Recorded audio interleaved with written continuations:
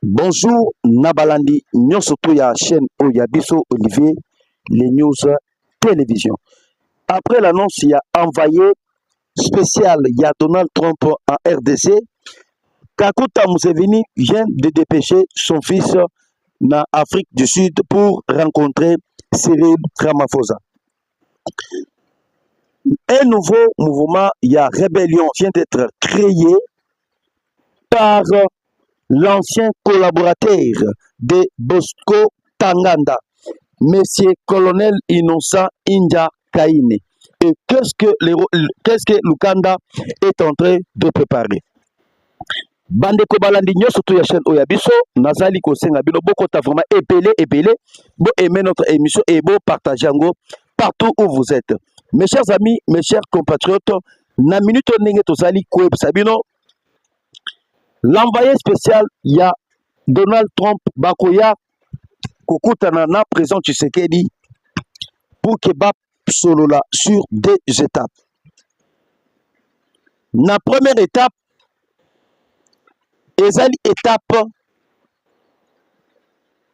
il y a port de corridor. Bakosola la première étape sur étape, il y a port, il y a corridor. Deuxième étape, ezali pour la étape, il y a accord de minéraux stratégiques entre la République démocratique du Congo et les États-Unis d'Amérique. Tandis que tant que la première étape, et c'est l'étape qui fait agenouer le Rwanda, et c'est l'étape qui fait agenouer l'Ouganda, voire même le Kenya. Toko kota en détail, toko expliquer bino comment est-ce que la première étape est celle qui agenouer le pays, il y a sous région, il y a grand lac Bateau, Bazali, à la base, il y a insécurité dans la partie est de la RDC. Sur la deuxième étape, nous allons parler sur le minerai stratégique. Avant de finir sur la première étape, la première étape, Bandeko Balandi, je pense que cette étape, il y a corridor. Corridor, boyebi yango, ezali étape au Rwanda aboyaki, il y a se rendre à Rwanda. Imaginez-vous les jours d'où John Biden ayaki nakati ya Angola. Bakutanaki na président ya Zambie. Président ya Angola, Joao Lorenzo, et le président Félix Tshisekedi. Ils avaient signé les accords sur les minéraux. Namakamo etali port ya corridor. Yango momona qui il devrait y avoir rencontre entre le président Tshisekedi et Paul Kagame nakati ya Luanda pour que Kagame a signé et le président Tshisekedi a signé va mettre terrain d'attente. Na oyo etali port ya corridor. Et qu'est-ce qui s'est passé en réalité? Kagame a boycotté qui a boycotté kokene. Ko signé makambo ya port ya corridor. Parce que c'est là qui prend avantage ya Rwanda te. Et ça pour la désavantage ya Rwanda. Yango monek aboyaki ko se rendre na kati ya Angola. C'est ce que je vous affirme que makambo ya port ya corridor ezali pour na intérêt ya peuple congolais, ezali pour na intérêt ya République démocratique du Congo. Yango bomoni na étape où tozali kokende. C'est là où bokomona Rwanda va tomber, l'Ouganda va tomber, le Kenya va tomber. Et pourquoi le Rwanda et le Kenya et l'Ouganda vont tomber? Actuellement, ce que vous devez savoir, la guerre de l'Est est une guerre yaba minérée. Lelo, Ouganda nous fait la guerre, il a besoin de l'or. Malgré Nakacha Rwanda, Ouganda sali naba or et belete, mais or yabiso nde ezali ya première qualité. C'est pour cela que Ouganda a yembele ya Rwanda. Il y a qu'à profiter de nos minéraux stratégiques. Et n'oubliez pas, l'Ouganda va tomber. Pourquoi? Parce que l'Ouganda est le siège. Il y a des hommes politiques congolais. L'Ouganda est en train de bercer les hommes politiques dans un hôtel. Il y a luxe.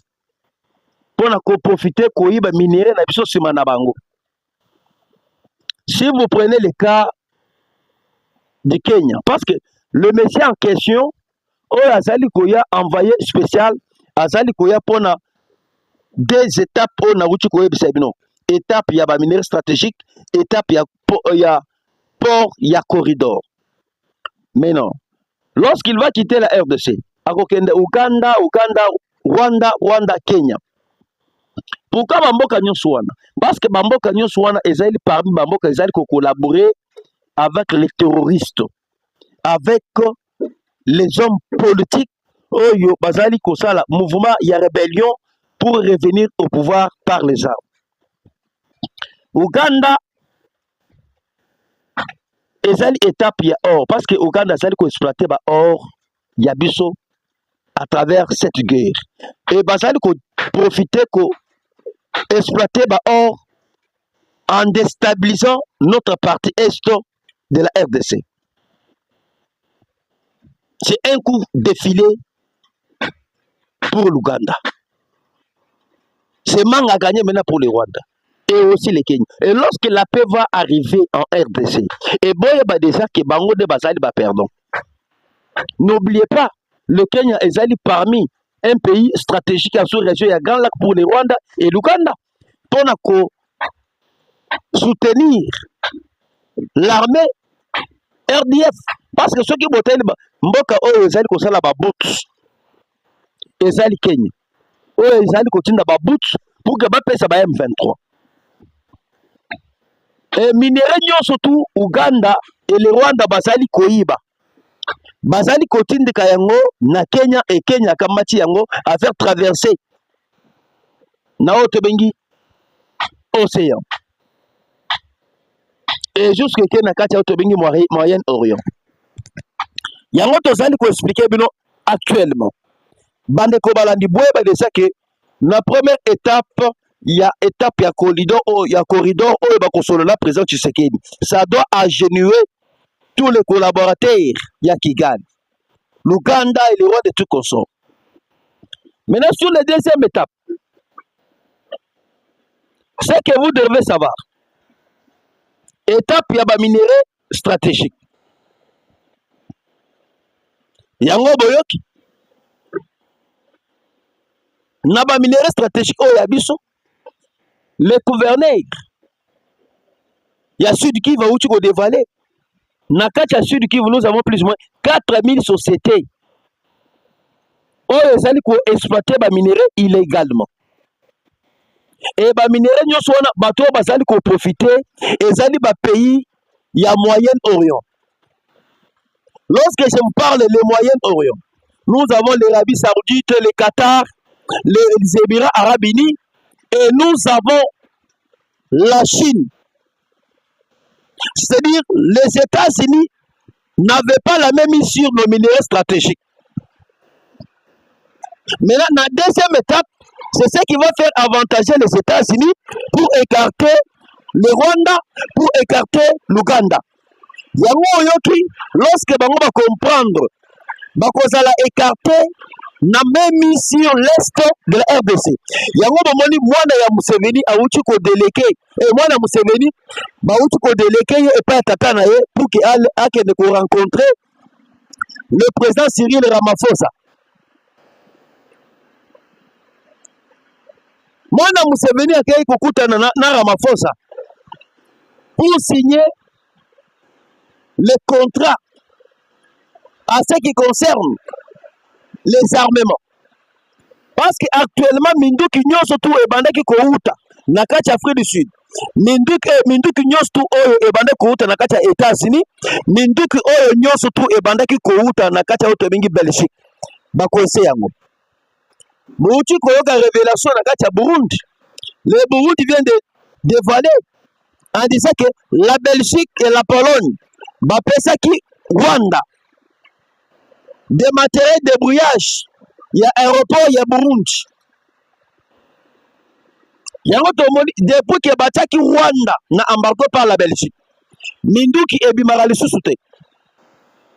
Boyoka ki mwana Museveni abande kosala makelele Depuis que bango bayoki que l'envoyé spécial, il y a Donald Trump azali koya na Congo, makelele sili. Et lelo bazolinga va créer ce que nous appelons une nouvelle rébellion avec l'ancien collaborateur, il y a Laurent Gunda Batouar, au nom de monsieur Innocent Inja Kaine. Et pourquoi cherche maintenant à créer une nouvelle rébellion? Bah, comprendre déjà que Ouganda s'est écarté. Namakambo est pour parler, il y a Qatar. Ndenga Bazali écarté, Namakambo est pour parler, il y a Qatar. Qu'est-ce que nous pouvons faire? Il y a un moment de créer une nouvelle rébellion pour que Bazong Sabango à la table, il y a négociation. C'est déjà trop tard. Et à tout à l'heure, là, je vous informe que l'armée IPDF, armée ougandaise, vient de se retirer, n'a parti Yabunya, n'a parti à Ituri. C'est déjà fini pour l'Ouganda. Tout ce que les gens que vous voyez, Basali ko parloter, Basali ko bona, tu sais que des coincés déjà sur le plan diplomatique. Les États-Unis vivent seuls que pour ses intérêts. S'il n'y a pas les intérêts des États-Unis, il y a pas déjà que l'Ouganda sera enterré, le Rwanda sera enterré, voire même le Kenya. Le Congo va prendre sa place. Il y a grande puissance mondiale. Il y a grande puissance Afrique. Mes chers amis, mes chers compatriotes, mes chers Congolais, actuellement, vous voyez déjà que il n'y a pas moyen de reculer encore. Parce que le président Tshisekedi a pris une bonne initiative de sauver la République démocratique du Congo. On doit continuer avec les États-Unis d'Amérique. Parce que les États-Unis d'Amérique sont traîtres. Et pour le président Tshisekedi est en train de collaborer avec les États-Unis d'Amérique. Moi, je vous informe, nous venons de signer les accords militaires avec la Chine. Tu sais ce qui s'est passé? Mais la Chine nous a trahis. La Chine a dit que les matériel de guerre. La Chine a dit que les drone. Mais en même temps, ça dit côté que la Rwanda des matériels anti-drone. La RDC a été trahie par la Chine. Maintenant, actuellement, nous n'avons pas d'autre choix. Le choix que nous avons, c'est de coopérer avec les États-Unis d'Amérique et de signer les accords sur les minéraux stratégiques. Et actuellement, depuis que nous avons signé, depuis que nous avons abandonné la Chine, les FARDC sont en train de monter en puissance. Actuellement, plus ou moins 5 avions de guerre. Oyo Ouganda na Rwanda batinda. To neutraliser yango. Depuis que nous avons pris distance avec la Chine, cette fois-ci, nos efforts se comportent très bien dans les parties est de la RDC. Sur les 5 avions, auto outil ko battre na Minyembwe, na Kigoma, na Kavumu. 3 avions ezalaki pona Ouganda. 2 avions ezalaki pona Rwanda. Et que il y a eu d'intenses combats. Na Walikale centre. Na Walikale centre ezalaki Bendabika. Walikale centre, tozali koyebisa bino mes chers amis, plusieurs ennemis ont pris la poudre d'escampette. Ba M23 batiki babutu na bango, batiki na bateni na bango, des guerres frappent. Et tozali ko informer bino l'aéroport de Walikale centre vient d'être récupéré par les Ouazalines. Et Walikale centre dans son entier est sous contrôle de nos FARDC et sous contrôle aux mains de Ouazalines. L'ennemi n'a pas place cette fois-ci sur notre terre. Mes chers amis, aimez et partagez notre émission. Actuellement, sur l'axe Walikale. L'ennemi n'arrive même pas à comprendre comment est-ce que Bawazalendo Bazali ko frapper. Lorsqu'on parlait de la Chine, tu sais que la Chine a sali coopérant. Chino Bazali koya ko coopérer. Bango baya kapona intérêt et non pas pour sauvegarder l'intégrité territoriale là-bas. Chine, si ce qui est la Chine, il y a que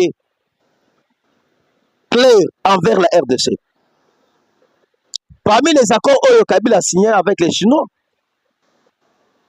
va bénéficier bango à 50%, à 80% de minerais nabiso. Bango ne basali ko exploiter. Et boya bango bien. Kabila a signé maintenant na bango 80% de minerais nabiso pour que ba exploiter pendant 50 ans.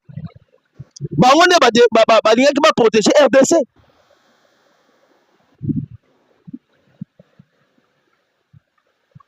C'est tout normal. Et actuellement, je suis en train de vous informer. Le mouvement du PPRD, qui est le parti politique à Kabila, est en train de se vider. Ensemble pour la République est en train aussi de se vider. Malgré Baboykota qui a une consultation. Actuellement, Bazali Nakati a se vider. Boyoka qui Otobengi Nenen Kulu, Ayaki na consultation. Moïse Monindela, proche de M. Moïse Katoum, il s'est aussi prononcé de venir être consulté par les conseillers spéciaux en matière de sécurité du président de la République. Hier, tout le monde qui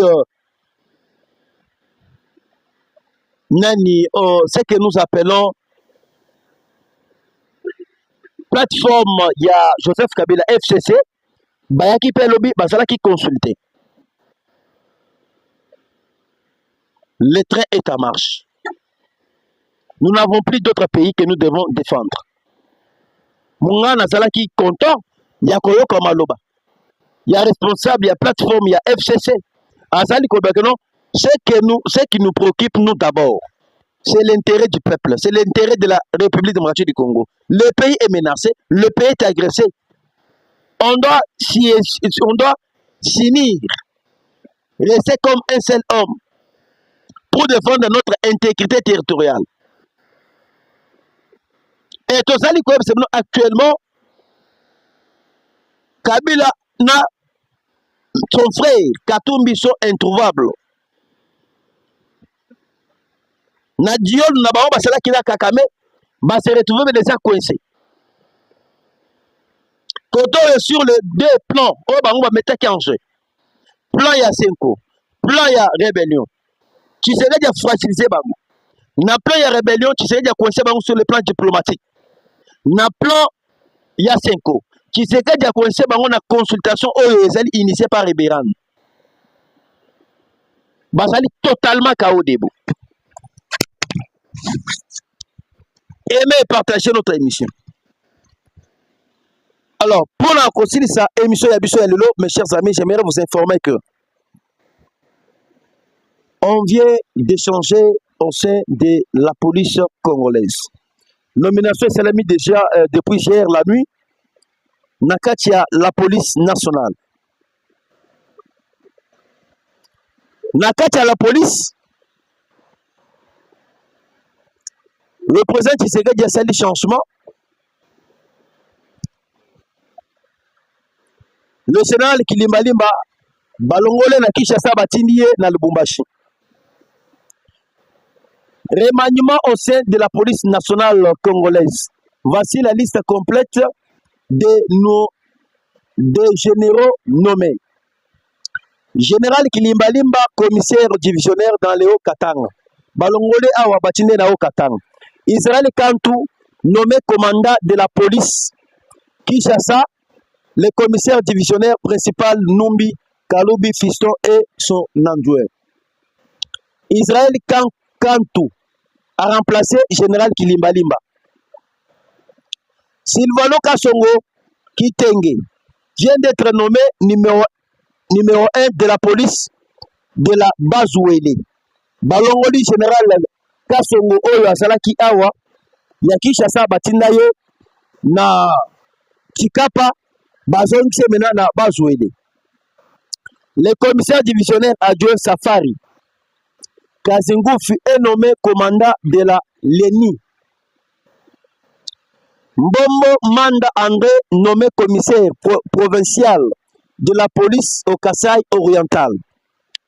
Palanga Nawesh Elvis nommé chef de la police dans le Kasaï central. Kibundo Kapende Henri nommé chef de la police du Kasaï. Il remplace Silvano Kasongo. Lubula Sébastien nommé chef de la police de Lituri. Kabeya Makosa François nommé chef de la police dans le Haut-Lomami. Et voilà. Bon, ils sont nombreux. Va changer déjà Nakati à la police. Et nous attendons aussi Nakati à FARDC. D'ici là, Bokoyo Kabazo changer Nakati à FARDC. Moi, je félicite d'abord le président Tshisekedi. Parce que tout ce que les M23 s'attendaient, tout ce que Nanga et Kakame s'attendaient, Bako nommé Nakati à la police, des généraux mixage et brassage. Donc on nommé Batou Naboyo Kani. Cette fois-ci, il n'y a pas de négociation. Par rapport à Congolais, Babana Kofanda Awa Namboka Oyo, Kabila Kamati Bandekonaye Barwane, Atondi Sivango Nakati à la police. Je félicite d'abord le président Tshisekedi. Pas question il y a un Rwandais aussi à la police. Pas question il y a un Ougandais Nakati à la police. En tout cas, mes félicitations au président Tshisekedi. Et on a maintenant auprès du président Tshisekedi. Mais c'est des a que Batunion surtout dirigeant Basalana Kabila aussi à la police. On doit les mettre Nakati à retraite. Tu sais pas général Kankou. Tu sais que Oye.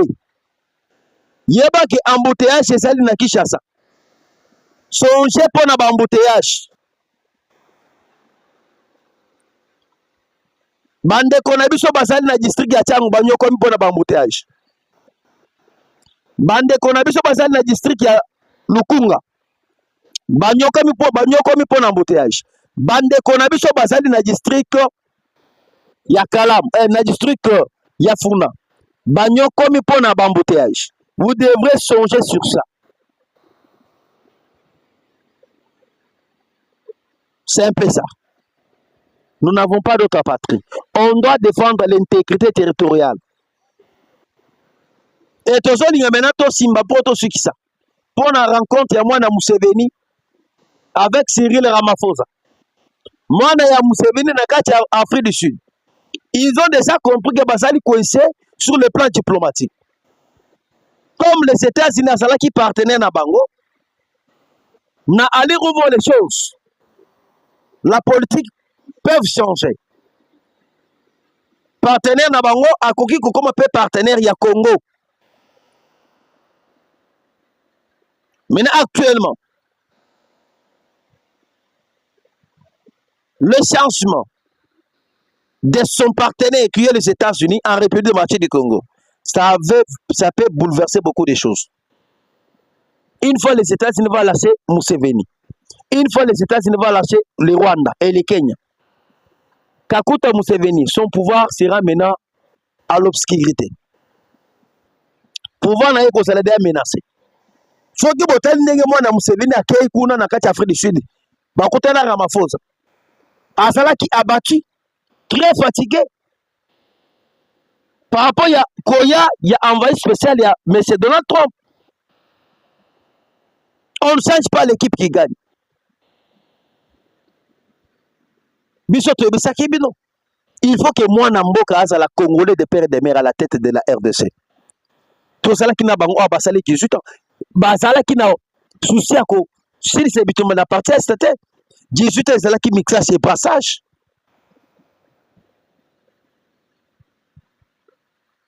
Et cette fois-ci, j'aimerais vous dire que on doit aller à un nouveau gouvernement. Et non pas un gouvernement ya bato oyo basala et bazonga lisusu. Tokende na gouvernement ya bato oyo bazali baguerrier. Les gens qui vont venir pour travailler aux intérêts du peuple. Merci Nabandeko Nyon, surtout ya Olivier les News Télévision. Je suis content et très ravi de vous retrouver une fois de plus ce matin et ce soir, de vouloir échanger avec vous sur notre chaîne Olivier les News Télévision. Toko Tanabino Mbalasima. Bye.